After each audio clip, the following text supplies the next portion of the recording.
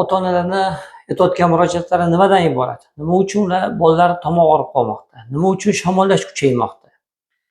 Qulupnay bunga sabab bo'lishi mumkinmi? Bolamga qulupnay bergandim, bolamning tomog'i og'rib qoldi. Bolam qusish boshladi yoki bolamni ichi ketish boshladi. Qulupnay bunga sabab nima sababdan qulupnay bunga sabab bo'lishi mumkin? Chunki qulupnayni ustidagi oqsil, rang beruvchi oqsil bor. Bu o'z navbatida allergiya chaqirish xususiyatiga ega.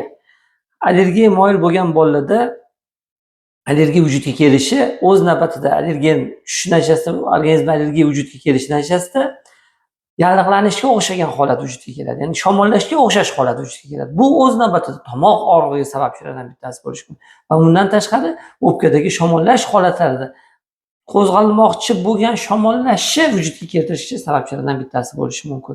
Endi buni bartaraf etish yechimlari qanaqa bo'ladi? Yechimlardan bittasi allergiyaga qarshi dori vositalarini qo'llashimiz. O'z vaqtida, ya'ni bolaga o'sha qulupnay berib qo'ydingizmi?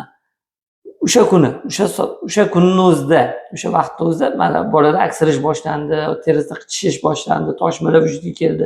Bu insonga, bu bolaga o'sha biz allergiyaga qarshi dori vositalarini va bundan tashqari adsorbentlarni berishimiz kerak bo'ladi. Mana bu muhim narsalardan bittasi va undan tashqari endi qulupnay bermoqchimizmi? Buni yana yechimlardan bittasi termik obработка, ya'ni issiqlik ishlov berilgan qulupnayni berishimizda qaynatilgan, azroq qaynatilgan yoki qaynagan suv bilan ishlov berilgan qulupnay berishimizda o'z navbatida qulupnayning oqsili, o'sha allergiya beruvchi oqsilning parchalanishiga va bolada allergiya vujudga kelishini oldini bartaraf etishimiz mumkin. Mana bu narsalarni qo'llashimizda o'z navbatida mana bugungi kunda birinchi bo'lib chiqayotgan mevalardan, yangi bahor mevalardan qulupnayga bo'lgan allergiyani oldini olgan bo'lamiz, bartaraf qilgan bo'lamiz. Va mana kelajakda yana boshqa mevalar pishib yetilib boradi.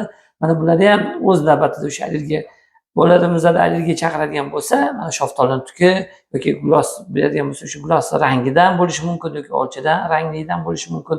Mana bularni bartaraf etishimizda antigistamin preparatlarini qo'llashimiz o'z vaqtida bolalarga va bundan tashqari adsorbentlarni qo'llashimizda o'z navbatida o'z vaqtida o'sha bolada vujudga kelishi mumkin bo'lgan allergiyani oldini olgan bo'lamiz va bu allergiyani asorati natijasida vujudga kelishi mumkin bo'lgan shamollashni oldini olgan bo'lamiz. Sog' bo'linglar, salomat bo'linglar, yaxshilikni qo'shib qolinglar.